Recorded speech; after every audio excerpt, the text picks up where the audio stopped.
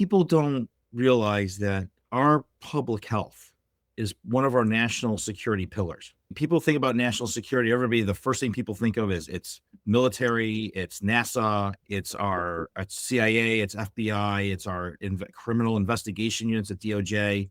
And nobody thinks about public health.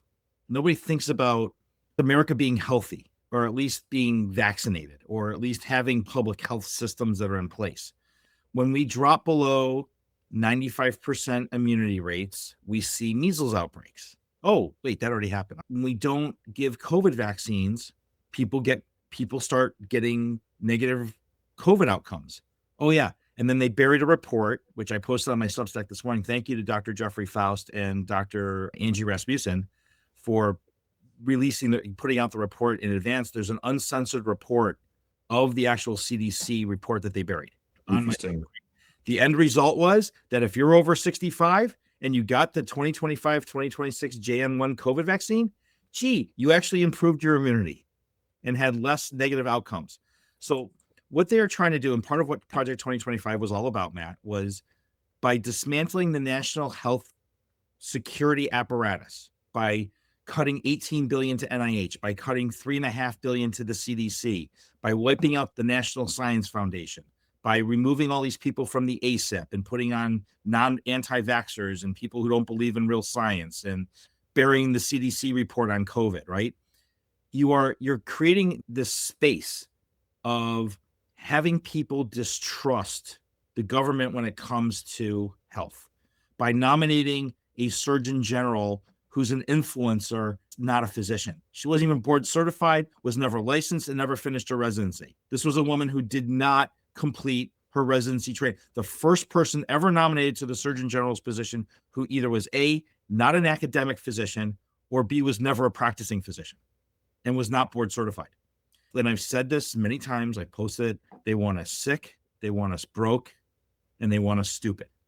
And that's why you dismantle education, you dismantle public health, you dismantle the economic systems by putting everybody into crypto and devaluing the US dollar and burying what we're doing in the banking system and upheaving everything. This is the plan, everybody. This is how you break democracy. You break it into 1,000 parts so you can't put it back together. The idea of making us stupider really resonates with me. This is an article that I wrote on Newsweek and put up on my Substack. I should go ahead and hit the banner for my Substack once again. Always be closing, Eric. Always be closing. There it is. There's my Substack right there.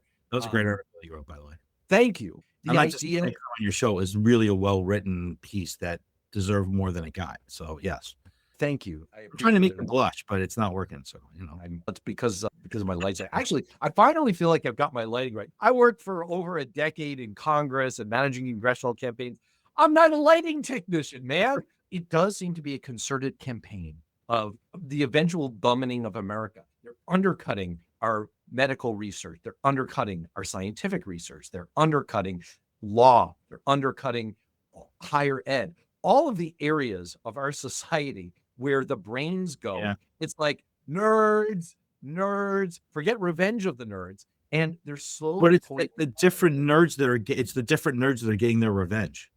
It's not the ones that went to medical school. It's not the ones that became scientists. It's not the ones that became microbiologists or virologists, or these are the guys that literally were the tech nerds who were always made fun of, who were always belittled, who were always made fun of in PE class and never got the hot dates and never got the pretty girls. They got them now because of who they are and how much money they have.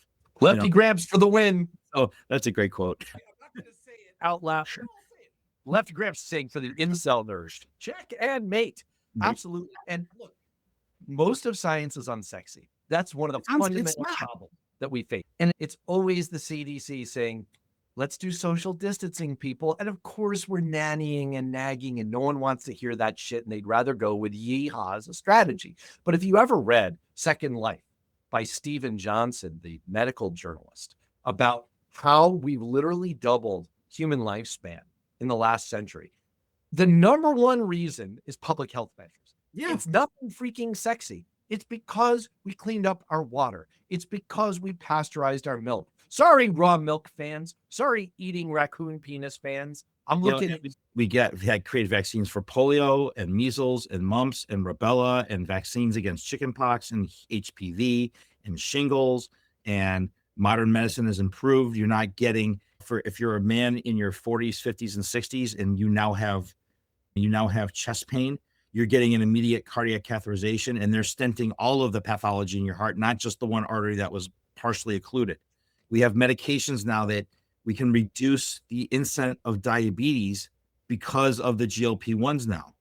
We're seeing less incidences of diabetic foot infections because of the GLP-1s, because it's an overall exosome or a precursor to an enzyme that decreases inflammation across multiple systems in the body. there is a war on science that's going on, and it's really a war on intelligence.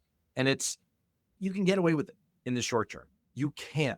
In the long run, it's going to absolutely freaking kill you. I said so many times, the single best thing that the federal government does, believe me, I've studied this. I wrote my thesis at the Harvard Kennedy School of Government about this topic.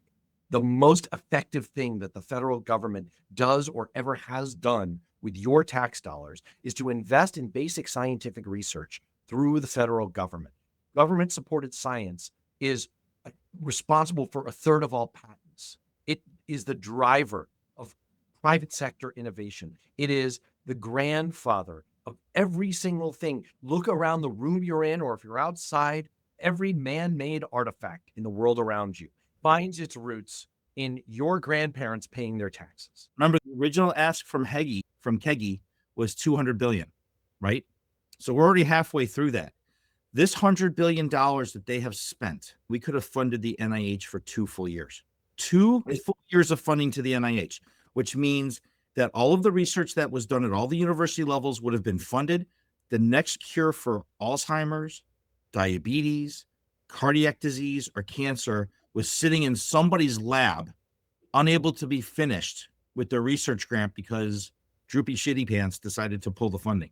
This is elections not only have consequences, but having unserious people in positions have even greater consequences.